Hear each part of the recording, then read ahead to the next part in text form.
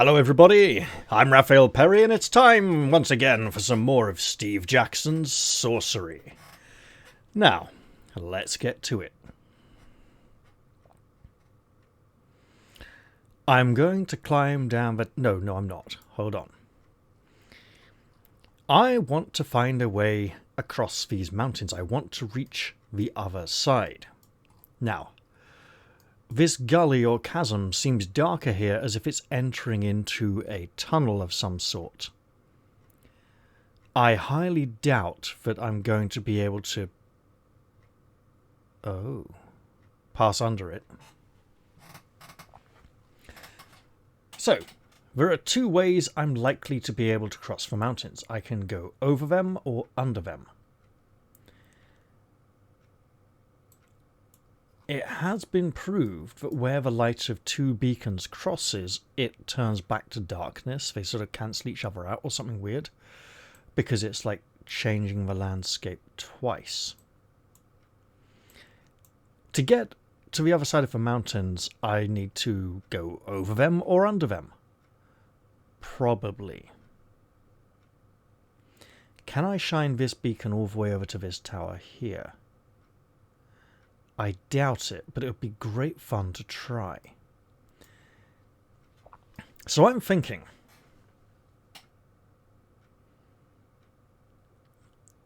if there was a path over the mountains, a pass that has collapsed and since been blocked in, I could use a beacon to reverse it and recreate the path needed to cross over the mountains. I don't believe I can come down round this edge of the mountains here. Although it'd be great if I could. And I'm feeling more this is the way to book 4. So, let's look at the map and see if we can find anything really obvious. When the bridge was broken down and I came to this hut, I couldn't walk up this here. So let's adjust the beam and see what we can find. Now, see there, when we, come on,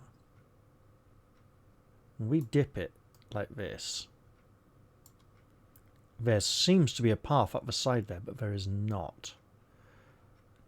So let's shine our light along this range of mountains and see what we can... I mean, that looks like a blatant walk across point, right?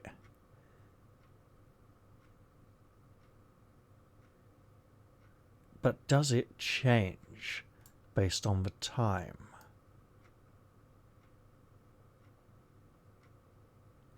I did say I wanted to try shining the light of 3 beacons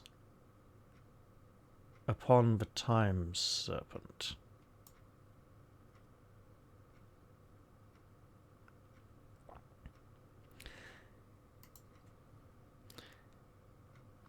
You're just the cylinder, pouring the glow across the land, and now I shall touch the crystal.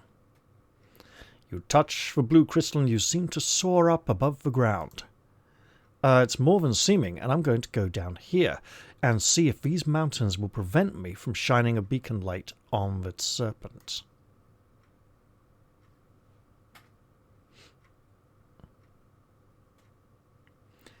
Was it just the writing of the name of the mountain range which made it look like a way across there? As the mountains have been moved aside to make room for the letters. You drop downwards. You find yourself on top of a tower carved from a steep mountainside. The movable cylinder waits on its rail, and I will adjust the beam. Look at the view. You go over to the battlement and lean out. Looking north, you can see the edge of the thick and verdant forest, the fabled trees of Snatta. You heard of them as a boy, of course, but never dreamed you would see them for yourself. Between there and here is nothing but the level flats of the steppes, layered like the scales on a serpent's back. A thin column of smoke rises from a point just before the tree line. It must be the village of the Clattermen. You look away from the view once more. Alright, I was checking to see if it would take into account where the beams were in the description.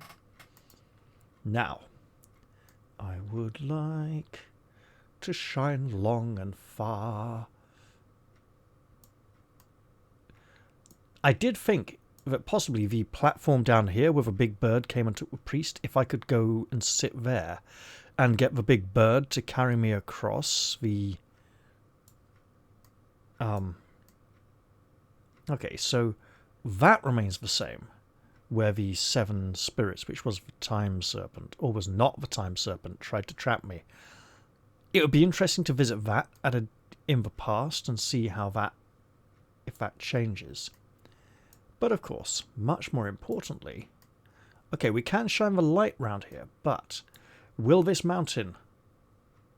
No, we can totally shine it on the time serpent, unless it's shining over him. Okay. We'll try that. This looks like a pass. You shift the contraption around the tower, then step back to regard its effects. And now I shall climb down. You climb down the stairs to the base of the tower. The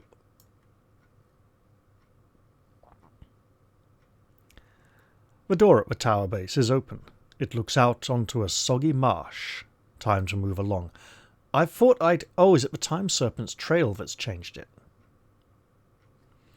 You step out of the tower once more. You march onwards. The mountains to the east are impassable.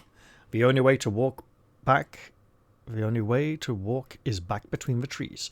So, the mountains to the east of this tower. I could go southwest. That is blatantly some kind of tunnel entrance. This might be as well.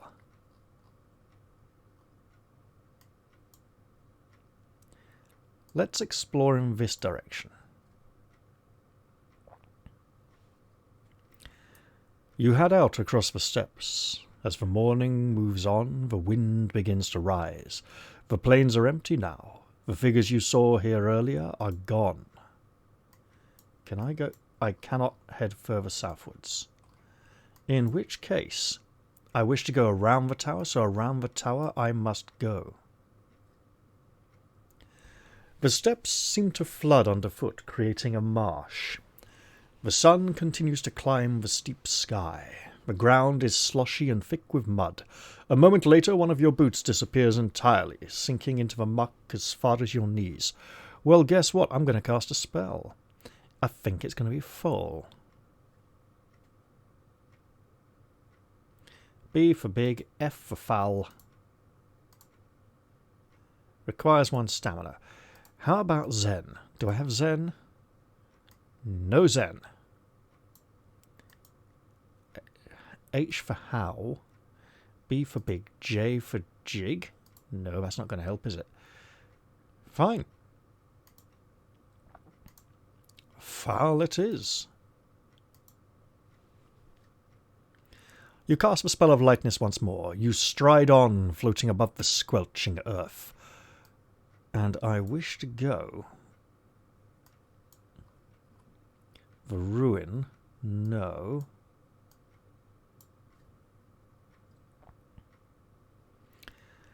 The marshes give way to more solid, barren ground. Your weight returns and you settle gradually back down to the ground. The sun is hot now. Foul smells arise from brackish pools. The scrubland is broken quite suddenly by a small waist-high post to which is nailed a written notice. I will read this notice. It is new. You pause to read the sign. The writing is crabby and difficult, but you slowly decipher it. Stop, traveller! Every wish can come true.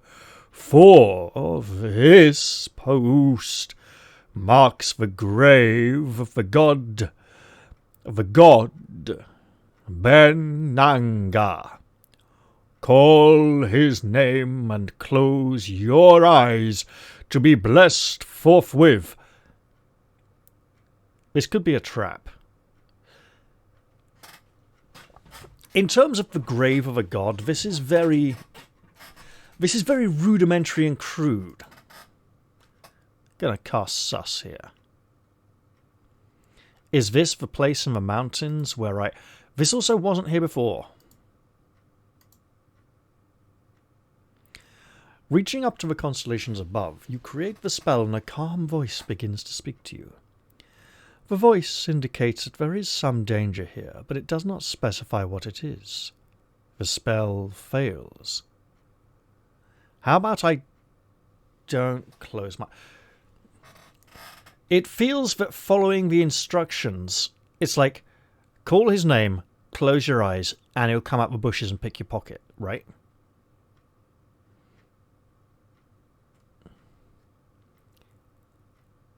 I feel that if I go through with this, this is 2 steps, but it may be considered all in one.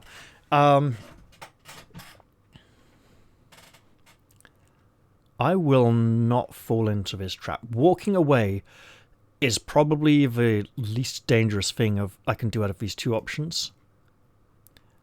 The sign is clearly a crude trap. You continue on your journey. Hey, eastwards, east. Come on. I mean, the mountain range dips right here to let the words across. Is that artistic or... Also, I've got the 2 beacons here. Lovely. That's... Oh! As this beacon crosses the other light, it turns into darkness. Interesting. So the beacon interactions are definitely... And this 3rd one here is obviously right here for this reason. Right, so... West towards this, north. Let's go northwards. It won't let me go east. You fall into a steady pace as you walk, climbing slightly. Heat beats down from an empty sky. To the southeast, a huge mountaintop rises, its peak dusted with snow. It is the southern extent of the Horns of Ilklala. I will gaze upon this mountaintop, which I was not allowed to walk around. Set into its slope is the tower you visited earlier. Despite its size, it looks now like a flea on a palm leaf. You walk forwards, beginning to feel hungry. Yes, well, I don't really have any food. I want to go here. So I'm definitely channeled. This is like a line that cannot be crossed. This line between the tower and the village. If I go here, maybe, I don't know. Is that... Alright, let's look at it this way. Over here we have clear paths on the mountain. Over here, when this bridge was... That is not a clear path. Okay. This is not a path, even though it looks like one. This also looks like a path, but I think it's just a contour. So... How am I going to get to the other side of the mountains without crossing the bridge? I wish to find a way. Wait, what's this? What's this? And why was I not allowed to visit it? This looks like a tunnel entrance. And it could go and lead all the way out over here. Why was I not permitted to go there? That's bothersome. Very well. Well, if I go this way, I can try my luck here. Yeah, because the village of the Clattermen, I don't think they're going to help me cross the mountains very much. You march onwards, the ground dropping a little. The sun is beginning to lower and the air begins to cool. You pass the flower patch. I'll smell the flowers again. Oh, got a point back. You take another long sniff of the flowers. The scent is so strong that it makes your gaze turn briefly red and blotchy. Yeah, that's enough for now. You continue to stride. So I'm wondering if praying to Korga for healing has healed the yellow plague with which I'm afflicted. Also plague, right? I walked into Khare armor. with the yellow plague, and the villagers grabbed me and physically manhandled. They frog marched me out of the village. This looks like a tunnel entrance as well, but it's not. This is. And it disappears with the time variance. Oh. That could be a point waiting on the clouds to move to go through the tunnel to get to here. So there might be something around here. Is it this? If I shine the beacon on here, will that do it? I don't know.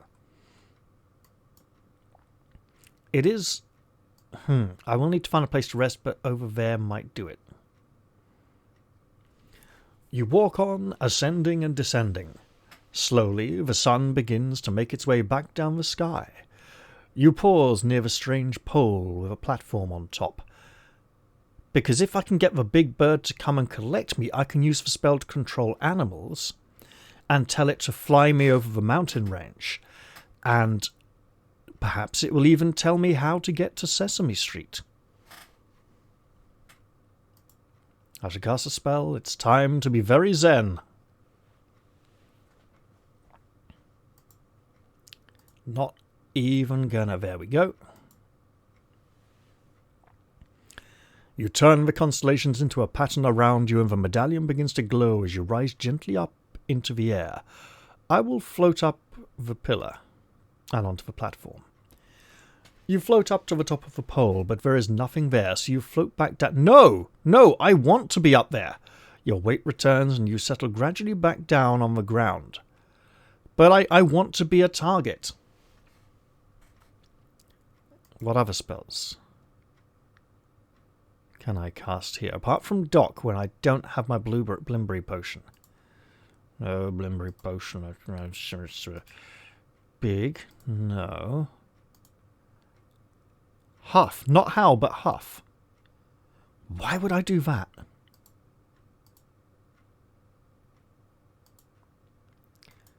I want my sun gem. There appears to be no danger. The big bird seems to have gone back to Sesame Street and taken its prey with it.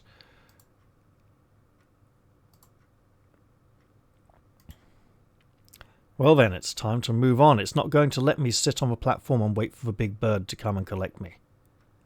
That's very disappointing. You march on. If I want a decent night's rest, the trees would give me shelter and make me more comfortable. But then there's the beasts of the forest to contend with. So I'm slightly better off out here on the plains. This is where I met the time serpent. This is where I had an option to settle down for the air serpent, rather. I don't know. I appear to be wandering aimlessly, and that cannot be a good thing. You keep moving, climbing slightly. The evening is drawing in. Soon it'll be dark. You pass the flower patch. I will not smell the flowers again. You continue on your way. Perhaps I can skirt the village without heading into it. You fall into a steady pace as you walk, the ground dropping a little. The sun is now in the lowest quarter of the sky. You pass the village in the overhang of the steps once more. I think I could cast a spell here. What spell could I cast? The spell that will allow me to understand languages? Yaz? No. No yap. Okay. So what is it then? It's not yob.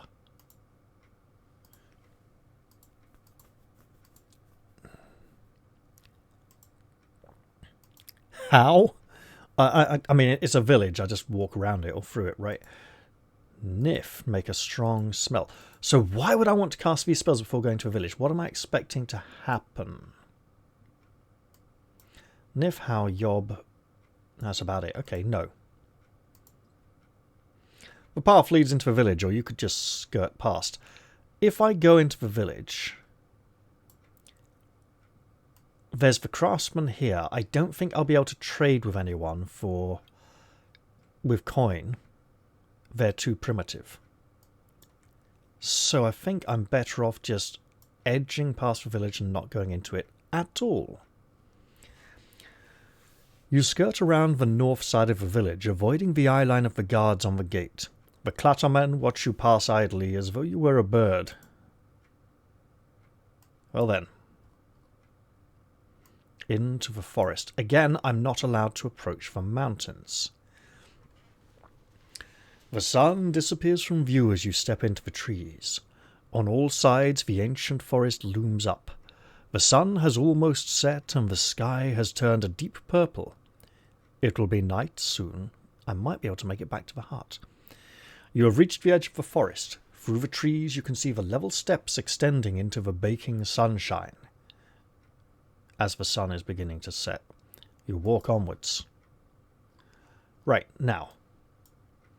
This is a point from which I can...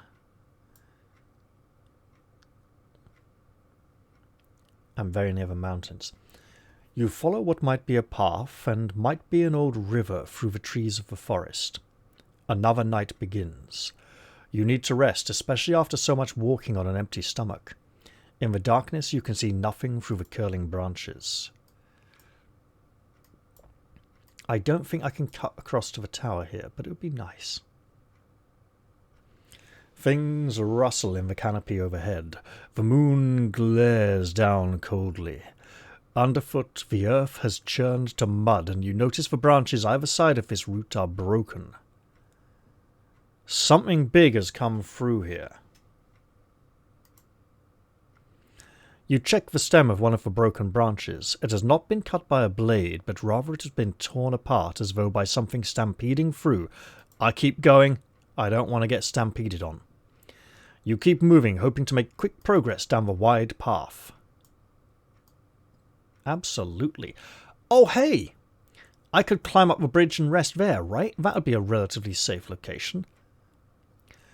The path winds tortuously through the forest. The stars turn in the sky overhead. Something prowls close at hand. Suddenly, you catch a pair of eyes in a low bush. If it's eyes... It's probably not a Snattacat, but I will look at the eyes and hope I am not mesmerized. Oh, it's 1, 2, 3, 4 Snattacats. The eyes are narrow, with thin, vertical pupils and orange irises. A moment later, another pair of eyes appears, followed slowly by a body. These creatures are becoming visible as you watch. These must be Snattacats. I can look at them, keep walking, freeze, but surely in that case I'm still looking at them. If I keep walking, will they... Like, is standing still the best thing? They are animals. Yeah. You stop still, hoping the creatures have not noticed you, though they surely hunt by smell. One of the creatures steps out of the bushes to stand in front of you, then vanishes. Only one of them. Listen. You listen. Footsteps across the leaves and branches cannot be distinguished. The cats are pacing towards you. Cast a spell! I have a teleportation ring, right? I could summon a goblin. That's F. That's not G. I clicked on the G game. So I could summon a goblin as a distraction and run away as they slaughter it. Oh. Gum. No. Gak. Obviously. Cause fear. This seems like a very wise choice, given the circumstances. I don't need to see them for them to fear me. Rock. Turn to stone. I don't have any stone dust anymore. Actually, that's going to seriously limit countering, isn't it? A different F. Far. Why would I use my crystal ball to try and see the invisible things? They'll just reappear and kill me. Although that's a really tempting choice to try out just to see how badly the auto-kill goes, I think now is the time for Gak.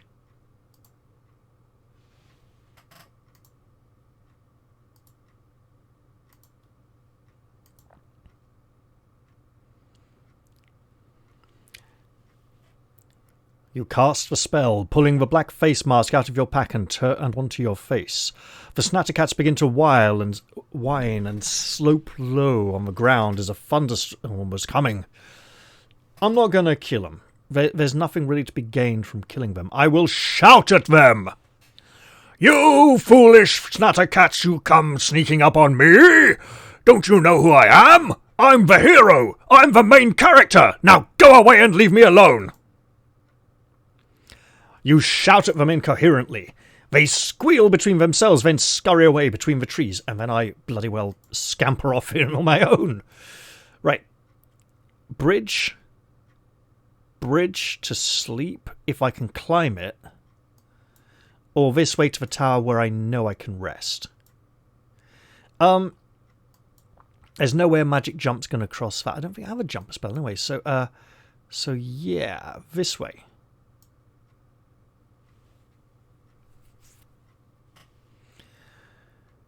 You walk on between the trees. The dead of night is still and cold. The water of the pool laps gently at the dirt shore, the water shimmering dully in the dark. Perhaps there's an underwater tunnel. You peer down into the black water. It reflects the stars above and the sickle-like moon and your own haggard face. Look, there's been a major shortage of food, okay? Time to float across the water to the tower where I can rest.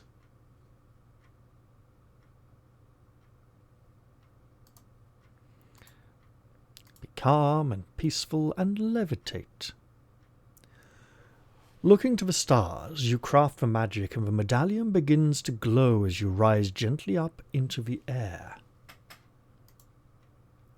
You continue to bob through the dark. There's a tower and I intend to rest in it. You float without incident across the surface of the pool. Your weight returns and you settle gradually back down to the ground. In the distance, the sun breaks over the horizon. You have been awake all night and are weaker for it. Oh shit, so I don't get to rest here? You're back at the foot of the tower. Well, I mean, in that case, the door to the tower stands open. I've practically wasted an entire day achieving nothing.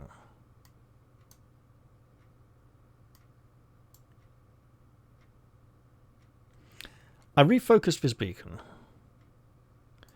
I should...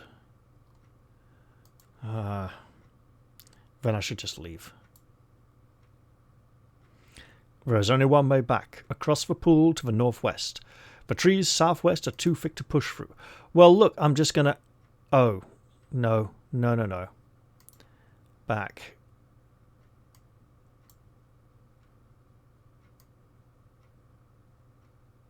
Right, so really... Yeah, I'll just stop here then.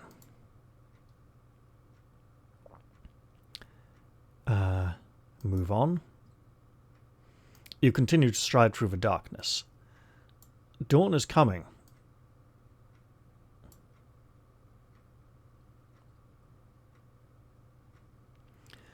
You collected the sun serpent, meaning there are 3 serpents still out there.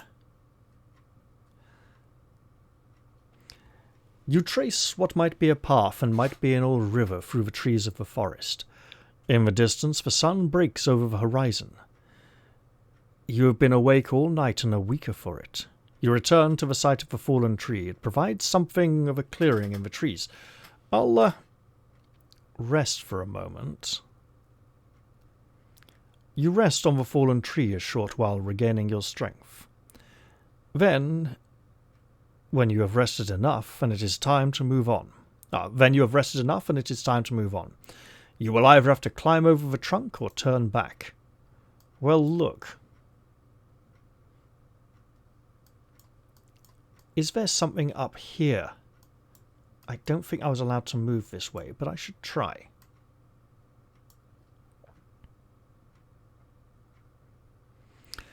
Things move in the trees all around you. The air stirs a little, still cold but fresh. You are close to the empty hut once more. You look about for where to go. Hey, look, moss grows in this hut, okay? I can eat the moss. You push your way inside the ancient overgrown hut. There is no sign of a lazy. I can't eat some moss. Cast a spell. What spell options do I have? Doc, would be lovely if I had a Blimberry potion left. Don't need to be depressed. I don't think there's any danger. So maybe she was some kind of ghost. Already done that. No spells worth casting here. I'll go back outside. You slip through the branches until you're outside the hut once more.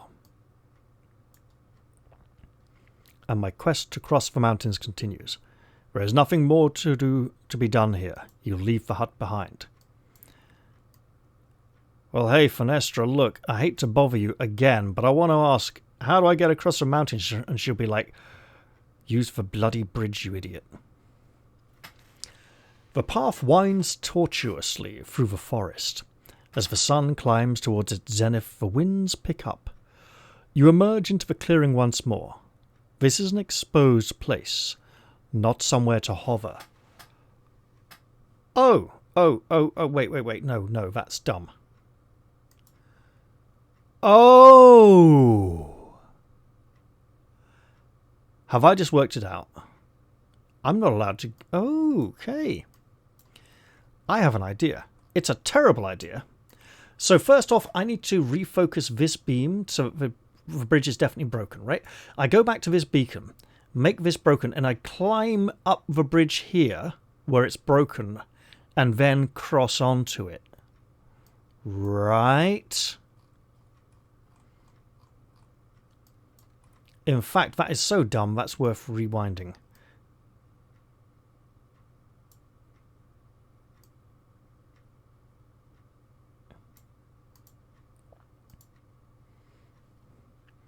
Okay. This could be really dumb. Let's be zen. If we can. And the art of stamina maintenance.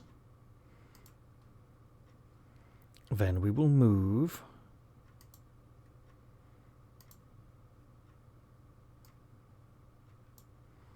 So I need a broken bridge.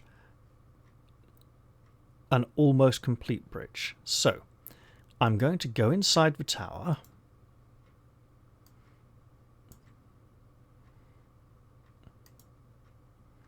Up past the tree.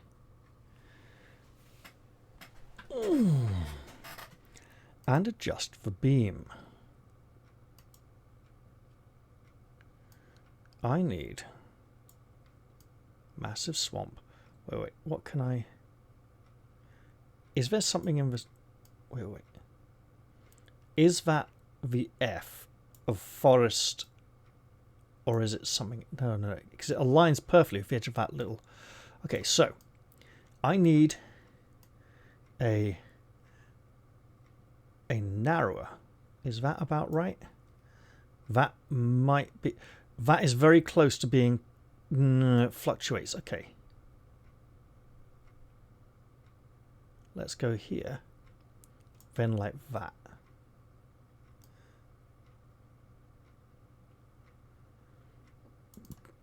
Ah! Mouse slipped. Right. Okay, let's try that. And then rather foolishly clamber down. Because also, we can now use Zen to float up onto the bridge, right? This is so dumb.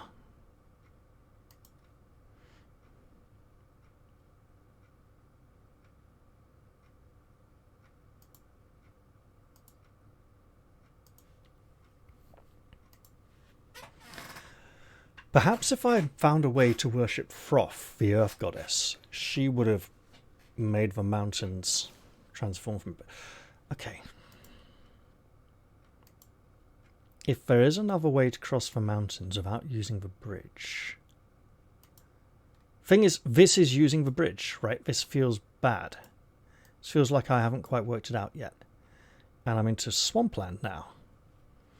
You splash through the water, but after a while it seems to dry up, leaving only dry rock. You make your way easily to the other side. You stand on a low stone rise in a broad, deep marsh. This is well dodgy. I should ideally go shift the beam on the other side so that it's slightly less complete. The marsh dries up once again and you are quickly surrounded by trees. Your weight returns and you settle gradually back down to the ground. As the sun climbs towards its zenith, the winds pick up. Oversized cobwebs flutter in the breeze. Well, this is going to get very interesting soon. You trace what might be a path and might be an old river through the trees of the forest. It is very warm now. You begin to sweat in your tunic. The trees peter out, replaced once more by a bleak expanse of marsh. The sun is hot now. The swamp is broken by an enormous stone pillar like a giant's foot that strikes into the earth here and rises into the clouds overhead. This was forest, not swamp before when I... Oh dear. You look up at the impressive pillar. Despite its incredible height, it seems to have been built by human hands. Indeed, there are a series of rungs in the stonework leading up. Well, up the bridge. It didn't have rungs on before. You clamber rung over rung up the side of the bridge. The rungs are firm and well set, so the climb is relatively straightforward, although you are careful not to look down. You quickly pass through the forest canopy, then several more minutes later, the top of the pillar is within reach. I mean, he's got to notice, right? You clamber up onto the top of the bridge. Below you, a thick marsh spreads north and south between the two lines of the mountains. I've got to move. The wind plucks at your cloak. Time to move on. I can just walk across here?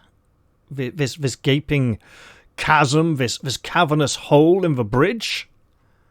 Apparently I can. Unbelievable. You stride easily across the bridge, feeling like Herm, god of cloud cover, who walks the heavens as the day rolls by. It is a great pity whoever built this bridge did not think to build a bridge all the way across Lake Ilklala. The afternoon is drawing on. There are no handrails here. Sitting by the sheer drop at the edge of the road is a starving-looking man with legs folded beneath him and head bowed to the stone. He is perhaps asleep, drunk, or dead. I'll look at him a little. I have no food to give. You watch him for a moment. He is breathing. His head lolls a touch to one side, and then an eye half opens. "Spare a coin," the man begs, sliding a palm he perhaps does not have the energy to lift across the stone. "What will you spend it on?"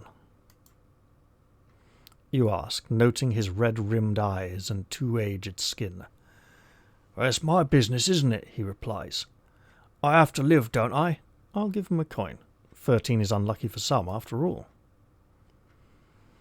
You hand him a gold coin with a nod. "Use it wisely," you tell him. He nods. "Thank you, stranger."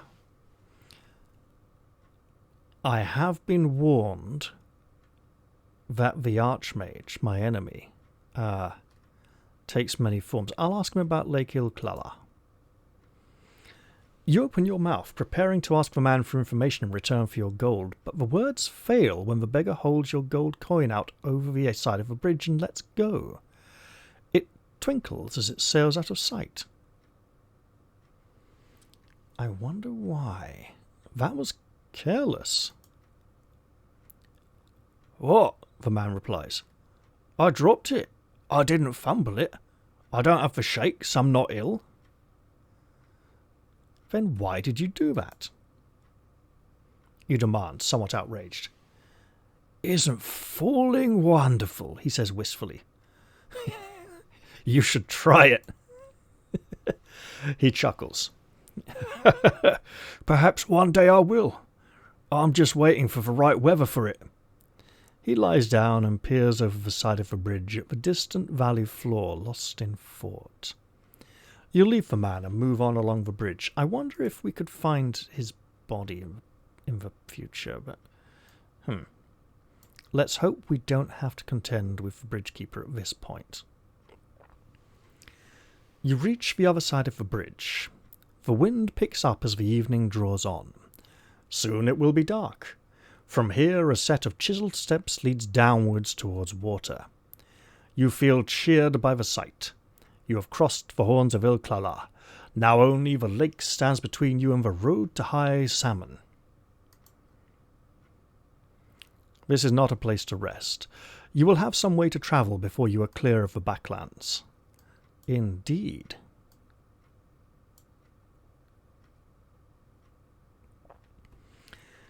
You make your way down the mountainside slowly, being careful with your footing on the scree.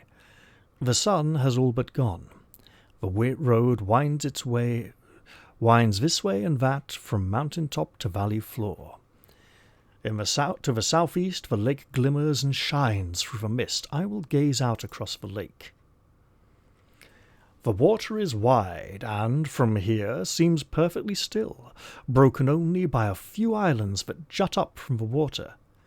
Peering more closely, a few boats sail this way and that across its surface. Your calves are aching, but there is still plenty of distance to travel. You stride onwards.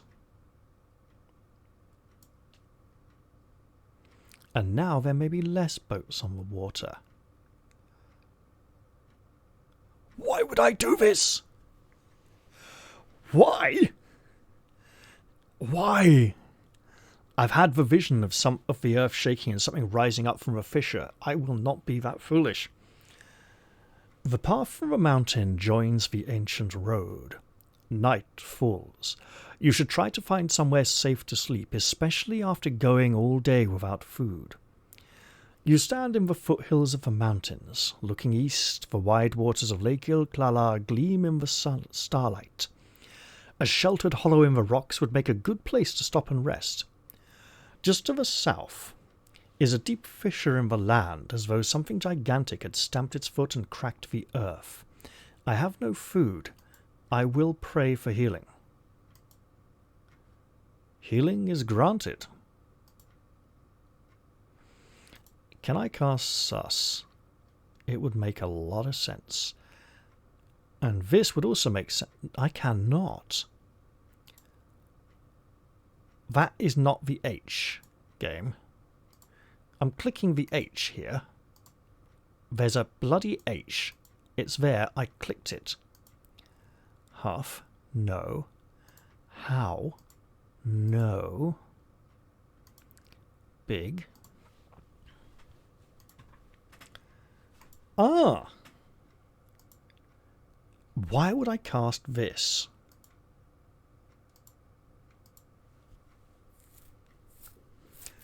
Apart from to descend down deep into the fissure and lay the orb there gently. I'm still not destroying it, though. I did swear to destroy it. So, big, fall, huff. I don't think I have a reason to. I shall rest here. But I think I will also rest until the very next episode. I hope you've all enjoyed this one, and I do look forward to seeing you all in the very next episode. I'm going to say goodbye for now and cheerio. We made it across the mountains. See you all next time, folks.